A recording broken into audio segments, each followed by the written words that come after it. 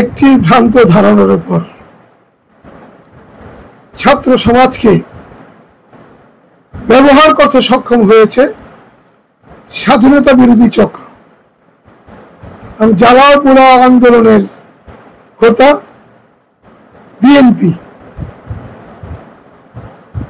তারা সক্ষম হয়েছে ছাত্র সমাজকে লেলিয়ে দেওয়ার ক্ষেত্রে। দেখুন, মাননীয় প্রধানমন্ত্রী 2018 সালে কোটার একটি চূড়ান্ত সমাধান দিয়েছিলেন। পরবর্তী সময়ে যোদ্ধাদের সন্তানেরা এটা আপিল করে 3 বছর সরকার এটাকে ঝুলিয়ে রেখেছে। রাখার পর হাইকোর্ট থেকে একটি রায় তারা নিয়েছে। সরকার এই রায়ের বিরুদ্ধে আপিল করেছিল। আন্দোলনকারীদেরকে এটা বুঝতে দেওয়া হয় নাই যে সরকারও এটাকে সমর্থন করছে না, এটার বিরুদ্ধে আপিল করছে। এই অবস্থায় গোটা ছাত্র সমাজকে উত্তেজিত করে ধ্বংসাত্মকভাবে আন্দোলনটি পরিচালনা করা হয় সরকারকে ফেলে দেওয়ার জন্য।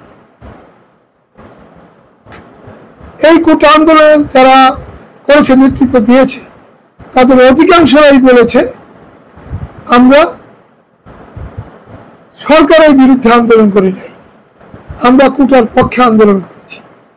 মাননীয় প্রধানমন্ত্রী বিচার বিভাগের প্রতি শ্রদ্ধা জানিয়ে বলেছিলেন যে 7 তারিখের মধ্যে আপনারা একটা পজিটিভ রেজাল্ট পাবেন।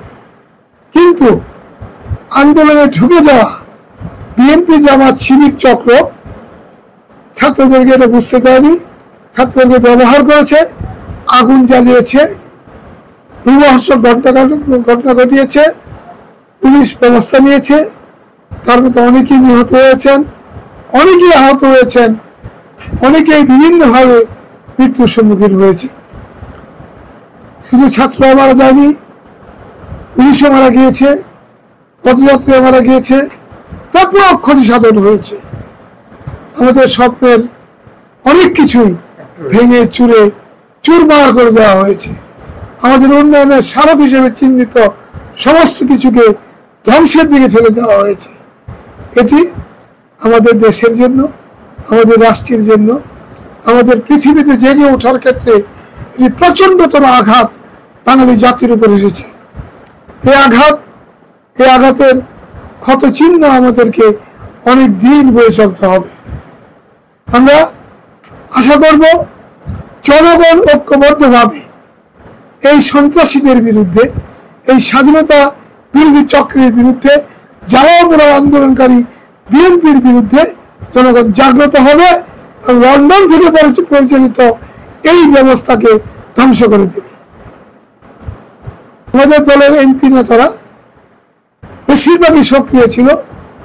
তারা জামাত শিবির বিএনপির বিরুদ্ধে লড়াইয়ে মাঠে নামতে প্রস্তুত হচ্ছিল। বাংলাদেশের ক জায়গায় আন্দোলন হয়েছে, সমস্ত বেশিরভাগ জায়গায় তো শান্তি শৃঙ্খলা বজায় ছিল, আওয়ামী লীগের নিয়ন্ত্রণেই ছিল। মাত্র কিছু 20 থেকে 25টি জায়গায় আন্দোলন হয়েছে। জামাত শিবির প্রবেশ করতে পেরেছে, বিএনপি প্রবেশ করতে পেরেছে, এর বেশি তো নয়। কিন্তু এই 20-25টি জায়গাতেই তারা সরকারের মূল জায়গায় হামলা করে, আগুন জ্বালিয়ে, সন্ত্রাস করে অনেক ক্ষতবিক্ষত অবস্থার সৃষ্টি করেছে বলেছে। আমি বলবো ছাত্রদের দাবি 100% মেনে নিয়েছে।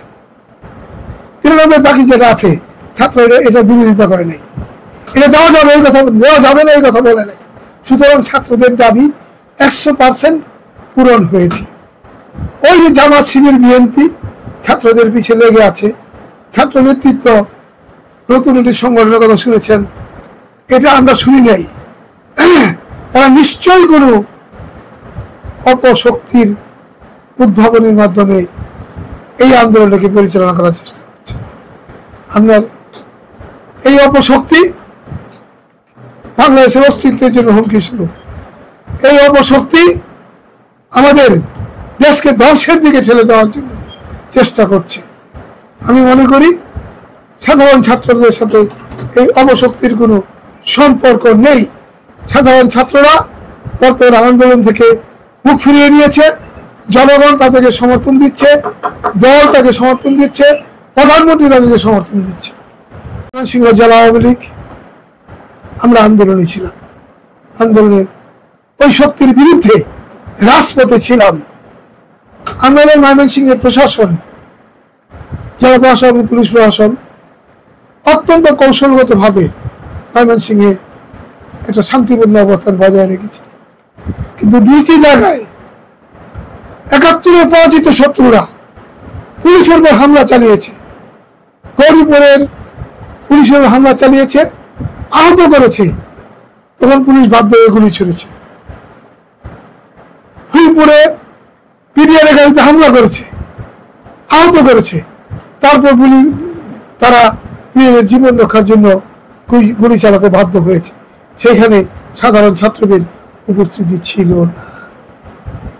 আপনি অবাক হবেন যে সাধারণ ছাত্ররা কোনো কিছুতেই লাঠিডাঙ্গা নিয়ে, বোমা নিয়ে, বন্দুক নিয়ে হামলা করেনি। আমার বাসায় যারা হামলা করেছিল তারা ছাত্র নয়, তারা সম্পূর্ণ ছাত্র। আমি একজন ছাত্র পাইনি যাদেরকে মামলার আসামি করব। আমি যাদেরকে আসামি করেছি তারা চিহ্নিত রাজনৈতিক নেতা, রাজনৈতিক দলের নেতা, অস্ত্রধারী এবং সন্ত্রাস সৃষ্টিকারী। আজকে পুলিশ তাদেরকে রিমান্ডে নিয়েছে। আওয়ামী লীগ যারা হামলা করেছিল তাদেরকে রিমান্ডে নিয়েছে। মিন্টু কলেজে যারা হামলা করেছিল তারা কেউ ছাত্র নয়, ছাত্রদের প্রতিষ্ঠান মিন্টু কলেজ। সেইখানে কোনো ছাত্র কি হামলা করবে? হামলা করে নাই। এমপি মহোদয়ের বাড়ির দিকে ধাবিত হয়েছিল, সেইখানে এমপি মহোদয়ের উপর কি হামলা? এমপি মহোদয় কি করেছে? এগুলো দেখেন আপনারা, এগুলো দেখে আওয়ামী লীগের লোকজন, আওয়ামী লীগের নেতারা আন্দোলনে ছিল, আওয়ামী লীগের নেতারা আন্দোলনে থাকবে। আওয়ামী লীগ তার অস্তিত্বের লড়াই, মুক্তিযুদ্ধের চেতনাকে ধারণ করে যে কোনো শক্তির বিরুদ্ধে লড়াই সংগ্রামের জন্য প্রস্তুত আছে। শেখ হাসিনা দেশ ছেড়ে চলে যাচ্ছে, এর থেকে বড় গুজব আর হতে পারে? শেখ হাসিনা ছিলেন, শেখ হাসিনা আছেন, শেখ হাসিনা থাকবেন। যাদের মধ্যে কি জানি নামটা কি, এই ধরনের গুজব তুলিয়া তিল কামাল কাণ্ড লাগিয়ে দিয়েছিল। এরা গুজবে বিশ্বাসী, এরা মিথ্যায় বিশ্বাসী, এরা চমকে বিশ্বাসী। আর আওয়ামী লীগের রাজনীতি, মুক্তিযুদ্ধের রাজনীতি বাস্তব ভিত্তির উপর প্রতিষ্ঠিত, শেখ হাসিনার রাজনীতি বাস্তব ভিত্তির উপর প্রতিষ্ঠিত। শেখ হাসিনা যে ধ্বংসলীলা চালিয়েছেন জনগণের কাছে দেখাচ্ছেন। শেখ হাসিনা আজকে যারা মারা গিয়েছেন তাদের পরিবারের পাশে দাঁড়িয়ে গিয়েছেন। আমরা আশা করি যে এই আন্দোলন ব্যর্থ হবে, গুজব সৃষ্টি করে কিছু করা যাবে না। আমাদের আগস্ট মাস, শোকের মাস আমাদের সামনে। আমরা জেলা আওয়ামী লীগের নেতৃবৃন্দ আজকে বসতেছি, বসে আগামীকাল সারা দেশে শোক দিবস, সেই শোক দিবসে কর্মসূচি প্রণয়ন করব এবং আগস্ট মাসের কর্মসূচি গ্রহণ করব। আমাদের চেতনার মাস, আমাদের ক্ষোভের চেতনার বিক্ষুব্ধ হওয়ার মাস। এই মাসে আমরা আওয়ামী লীগের কর্মীরা কাঁদো কাঁদো অবস্থায় থাকি। সুতরাং আমরা আশা করব আর আমাদেরকে কাঁদাবেন না, আর আমার মায়ের বুকে লাশ ফেলবেন না। লাশ না ফেলে শান্তিপূর্ণ অবস্থা বজায় থাকে, যাতে সেই দিকে এগিয়ে যান। বিএনপিকে বলবো পজিটিভ রাজনীতি করুন। জামাত শিবিরের বিরুদ্ধে আপনারা আমাদের জনগণের সাথে ঐক্যবদ্ধ হন, জামাত শিবিরকে ছেড়ে দিন। জামাত শিবিরের সাথে কোনো আপোষ নেই।